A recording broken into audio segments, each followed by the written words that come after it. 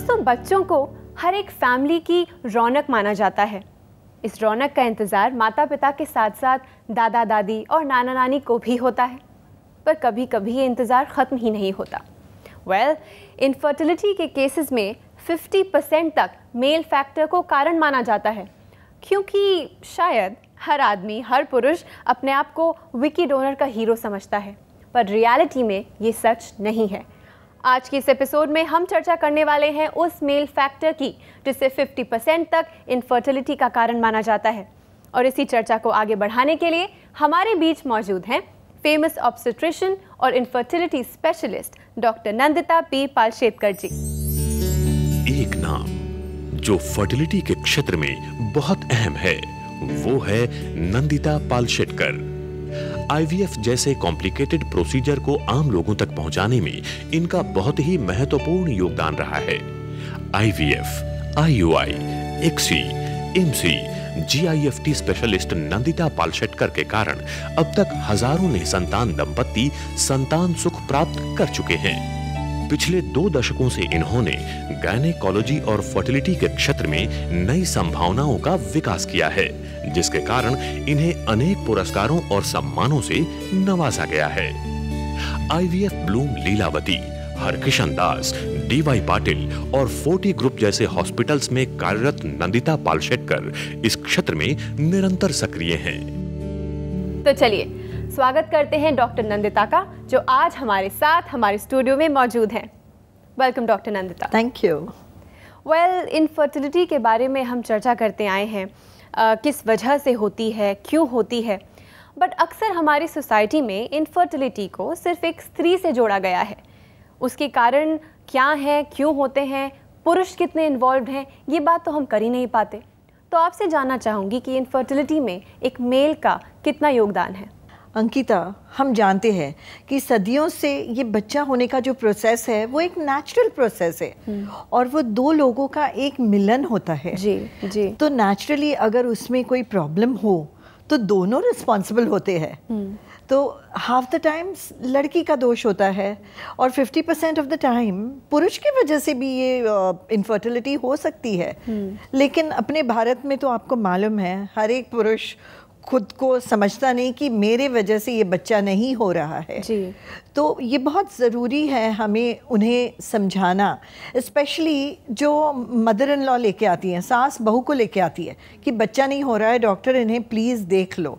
तो उन्हें उनका लड़का भी साथ लेके आना चाहिए ताकि हम दोनों से बात करें और दोनों की जांच करके हम देखें कि किसके वजह से ये बच्चा नहीं हो रहा है। डॉक्टर नंदिता, अक्सर ऐसा माना जाता है कि अगर एक पुरुष का सेक्सुअल परफॉर्मेंस सही है, अच्छा है, तो उसे जनरली कोई प्रॉब्लम नहीं है। फर्स्ट ऑफ ऑल, ये बात कहाँ तक सच है? And secondly, how to detect कि प्रॉब्लम मेल काउंट में है? ये एब्सोल्युटली रॉन्ग कंसेप्शन है कि अगर सेक्सुअल प्रॉब्लम नहीं हो तो इनफर्टिलिटी नहीं हो सकती है, क्योंकि इसका और सीमेन एनालिसिस का कोई ताल्लुकात नहीं है। यू नो, नॉर्मल जब बच्चा होना चाहिए तब सीमेन एनालिसिस 15 मिलियन काउंट तो होता है, 15 मिलियन टू 120 मिलियन तक नॉर्मल काउंट होता है। फिर मोटिलिटी मोर देन 50% होनी चाहिए। मोटिलिटी मतलब जो स्पीड होता है स्पर्म का ट्रैवलिंग स्पीड। यस। अच्छा, तो उनमें डिफ़िकल्टी हो सकती है। या नॉर्मल काउंट हो लेकिन मोटिलिटी कम है तो फिर भी ये स्पीड के वजह से बच्चा नहीं हो सकता है। अगर ये पाया जाता है रिजल्ट्स में कि स्पर्म काउंट कम है या फिर मोटिलिटी रेट कम है, तो उसके बाद किस तरह का ट्रीटमेंट आप रेकमेंड करते हैं? बेसिकली हम जांच करते हैं कि ये हार्मोनल इम्बैलेंस की वजह से है। तो हम हार्मोन्स देते हैं उस पेशेंट को। अगर कोई सर्जिकल प्रॉब्लम होगा जैसे वैरिकोसील, तो उसकी तो सर्जरी अवेलेबल है और वो हम कर सकते हैं।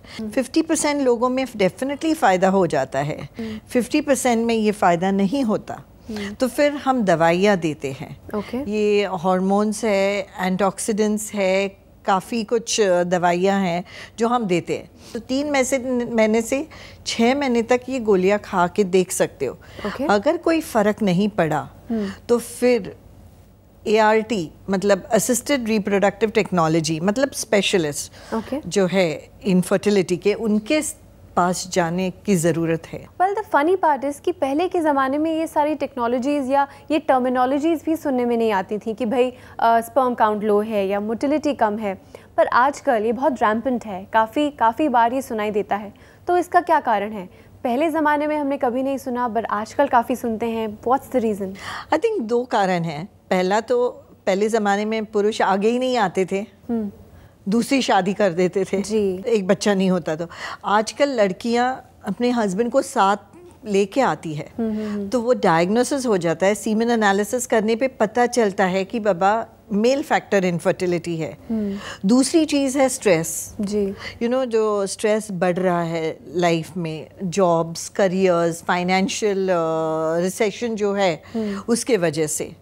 तीसरी चीज़ है लाइफस्टाइल, स्मोकिंग, अल्कोहल, लैपटॉप्स, ये सब चीज़ें। फिर स्टीम सोना जो बहुत सारे पुरुष एक्सरसाइजिंग करते हैं, फिर स्टीरॉइड्स खाते हैं मसल्स बिल्डिंग के लिए। I think all these problems lead to infertility.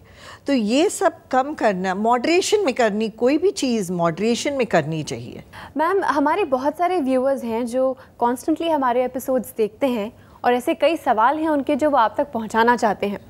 एक ईमेल हमारे पास आया है जो मैंने स्पेशली सिलेक्ट किया है आज के इस एपिसोड के लिए। गीता ने ईमेल भेजा है और लिखा है कि ये 30 साल की हैं, शादी को 10 साल हो गए हैं, तभी से इलाज चल रहा है। मेरे हस्बैंड का स्पर्म काउंट भी बदलते रहता है। हमने कई इलाज करवाए, 10 बार IUI भी हुआ, पर कोई फ़ायदा नहीं हुआ। प्लीज़ मेरी मदद करें। आई थिंक गीता जी, पहले तो आपको काउंसलिंग की ज़रूरत है, क्योंकि 10 साल हो चुके हैं और 10 IUIs कर चुके हैं। यू नो, एक IUI से भी इतनी मेंटल डिप्रेशन आ जाती है कि 10 बार कोशिश करने पर नेगेटिव रिपोर्ट का जो असर होता है, it's very very bad. So very important message कि अगर आपको इनफर्टिलिटी है तो 1 या 2 साल के अंदर बच्चा हो जाना चाहिए। तो अगर सिंपल ट्रीटमेंट से नहीं हो रहा है तो जो आजकल की टेक्नोलॉजी अवेलेबल है गीता, वो यूज़ कीजिए। स्पेशली आपके केस में जो हम अभी बात कर रहे हैं ICSI, उसकी हेल्प लेके डेफिनेटली आपको बच्चा हो सकता है। बट अगेन एक कॉशन, यू नो, ICSI एक बार की ट्रीटमेंट नहीं होती है। जैसे IUI 10 बार कर चुके हैं, ICSI भी कभी कभी 4 या 6 टाइम्स करनी पड़ती है, बट एज उनके साथ है। और काउंट अगर बहुत बुरा नहीं होगा तो जल्द से जल्द बच्चा होने के चांसेस बहुत ही हाई हैं। Definitely. Well Geeta, doctor Nandita के हिसाब से IUI के अलावा आपको ICSI तक भी, ICSI टेक्नोलॉजी का भी इस्तेमाल करना चाहिए। ICSI के बाद हमें पता चला है कि IMSI भी एक टेक्नोलॉजी है जो इवन फार बेटर है। Please don't lose hope. 10 साल तक आपने अपनी पॉजिटिव एटीट्यूड को संभाल के रखा है, कुछ समय और। All the best and thank you for writing to us. Ma'am, seriously, मतलब बच्चा ना हो पाना एक मेंटल स्ट्रेस बनता जाता है, लोग अपनी नॉर्मल लाइफ नहीं जी पाते हैं। पर आई एम श्योर जिस तरह से हमारे एपिसोड्स में चर्चा जारी रही है और इनफर्टिलिटी के इतने सारे सोल्यूशंस आप हमें देती आ रही हैं, आई एम श्योर हमारे व्यूअर्स काफ़ी लाइट फील करते जा रहे होंगे। आप हमारे स्टूडियो में आई, अपना इतना कीमती समय हमें दिया, thank you so much. Pleasure is mine. Thank you. For more videos, subscribe to our channel, Care World.